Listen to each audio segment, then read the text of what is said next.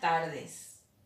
En este video vamos a presentar nuestra exposición que corresponde al examen de la primera parcial de la asignatura de seminario. Mi nombre es Natalia Morínigo. Osvaldo Fariña.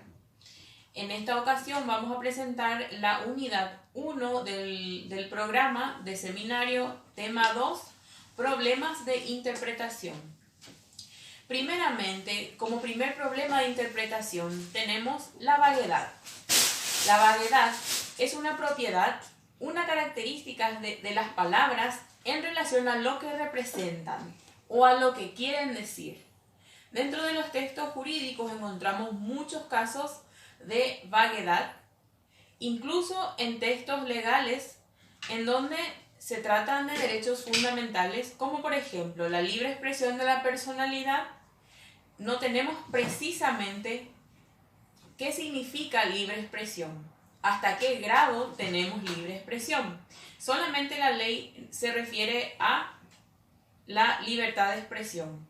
Entonces decimos así que la vaguedad se refiere a la falta de precisión en una frase. Por ejemplo, cuando la ley expresa sobre personas de tercera edad, la ley no nos expresa hasta qué edad una persona, o mejor dicho, desde qué edad es de tercera edad. Entonces, son textos que presentan vaguedad dentro de las leyes. Otro de los problemas de interpretación de textos es la ambigüedad. La ambigüedad es cuando una frase o una unión de palabras tiene dos o más significados. Es decir, una frase se puede interpretar de dos maneras. La ambigüedad existe de dos tipos. Tenemos primeramente la ambigüedad semántica. La ambigüedad semántica es cuando una misma palabra puede tener dos significados, como por ejemplo, la frase "queda prohibido el transporte de gatos en los asientos de los autos".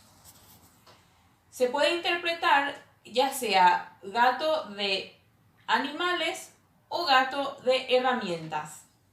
O en el caso de la palabra banco, podemos interpretar que se refiere a una entidad financiera o a un banco de sentarse. También, cuando hablamos de la palabra tráfico, puede ser tráfico de mercaderías, tráfico de drogas, tráfico de armas o tráfico por la circulación de vehículos. En estos ejemplos nos referimos entonces a el tipo de ambigüedad semántica. Luego tenemos otro tipo de ambigüedad que es la ambigüedad sintáctica. ¿Qué es la sintaxis? La sintaxis se refiere a la parte de la gramática que nos enseña a coordinar y a unir las palabras para formar frases, oraciones, expresiones o conceptos. Cuando estas palabras no están correctamente ordenadas, entonces decimos que sintácticamente puede interpretarse de varias maneras.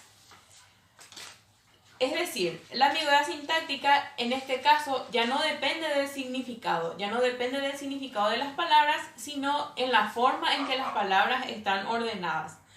Como por ejemplo, cuando decimos eligió un coche rápido, podemos decir que la persona eligió un coche rápidamente o eligió un coche que tiene alto rendimiento en velocidad.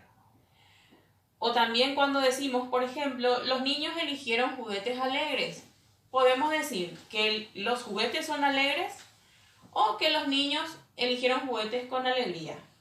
O cuando decimos he vuelto a ver, se puede decir que he vuelto al mismo lugar a ver o he vuelto a recuperar la visión. Entonces, son oraciones que dentro del orden de palabras puede haber una u otra interpretación. Como último ejemplo también, una frase en donde se diría, son representantes de artistas muy talentosos. Pueden ser los artistas talentosos o pueden ser los representantes talentosos. En esta explicación hemos definido entonces dos tipos de de ambigüedad. La ambigüedad semántica, que es dos significados para una palabra, o la ambigüedad sintáctica, que depende del orden de las palabras. Finalmente, como otro último dentro de mi tema, tenemos al contexto. El contexto también es una propiedad dentro de la interpretación. ¿Por qué? Porque muchas frases se interpretan dependiendo de su contexto. ¿Qué es un contexto? Es el entorno lingüístico del cual depende el sentido y el valor de las palabras, de las frases o de los fragmentos. Es decir, una misma frase dentro de contextos diferentes va a tener sentidos diferentes. Ya está. Ya. Bueno, siguiendo con la misma línea de presentación, que es en base al tema número 2 que nos toca a nosotros como examen parcial de la asignatura del seminario, seguimos con lo que es las antinomias. Y antes de proseguir, quisiéramos aclarar acá con la compañera Natalia Mourinho que no estamos usando la tapaboca por una cuestión de que 2 o 3 videos que estamos practicando y que no estaba saliendo legiblemente el audio del video. Entonces, a ese efecto decidimos no utilizarlo para poder cumplir con las cuestiones del material. Entonces, tocando lo que me corresponde a mí exponer ante la asignatura, las antinomias son 2 o más normas que regulan soluciones que es incompatible cuando la aplicación o las normas implican necesariamente la violación de otras. Estamos enfrente a un conflicto normativo.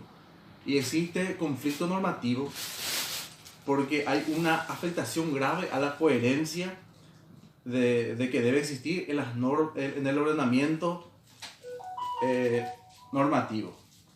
Entonces, ¿cómo nosotros regulamos el ordenamiento normativo en Paraguay? El ordenamiento normativo en Paraguay se regula del famoso pirámide de Kelsen. La Constitución, y en base a eso se construyen lo que son las leyes, posteriormente las normas regulatorias y posteriormente. Y cuando tenemos un conflicto de antinomías en las leyes, y quiero dar una lectura al Código Civil en su artículo 86, donde tenemos este fenómeno jurídico.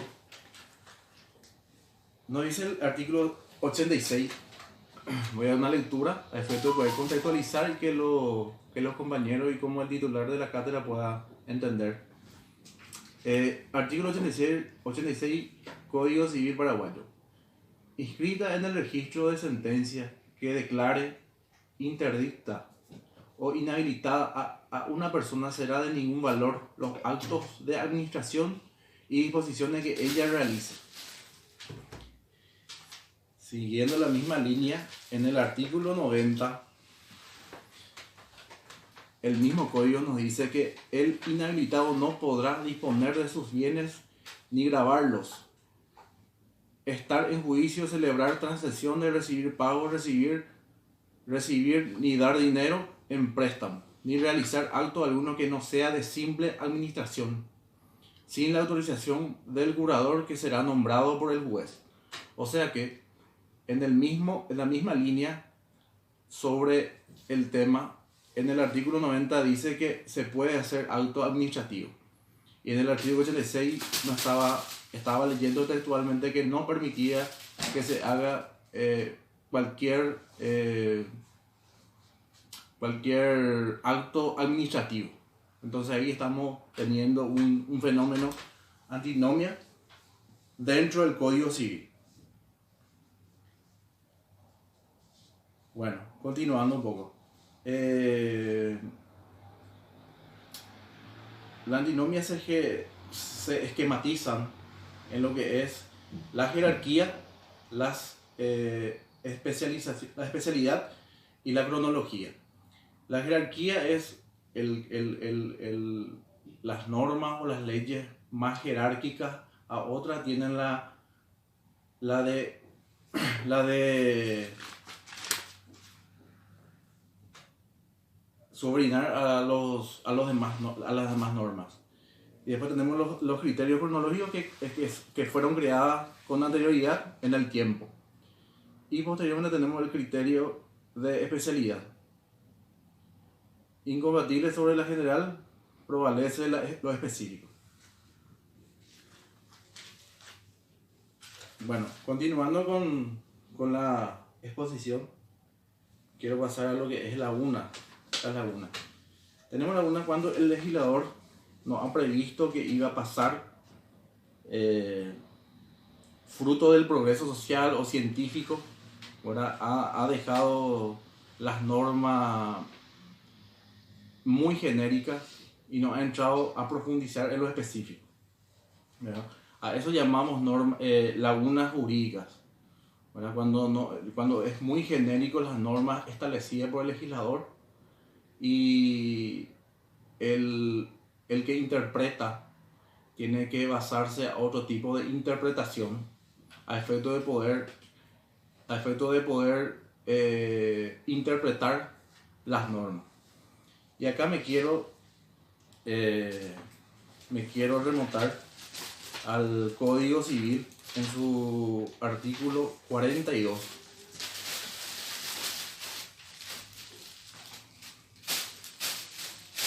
El artículo 42 dice que toda persona tiene derecho a un nombre y apellido que debe ser inscrito en el registro del Estado Civil. Solo el juez podrá autorizar por justa causa que se introduzcan cambios o adiciones en el nombre y apellido, ¿verdad? Y el espíritu de la norma nos dice cuál es las justas causas que debe haber para que el juez pueda decidir o no sobre los cambios o adiciones en el nombre del individuo, ¿verdad? Ahí tenemos un fenómeno que corresponde a lo que estamos desarrollando, que es la laguna jurídica. Bueno, de esta manera estamos culminando lo que es la exposición. No sé si Natalia se va a tener unas cosas más que acotar o podemos dar por cerrado la... Ya, podemos cerrar. Bueno, muchas gracias. Esperamos que sea de interés para la asignatura y interés para el titular de cátedra la exposición del día de hoy. Muchas gracias. Muchas gracias.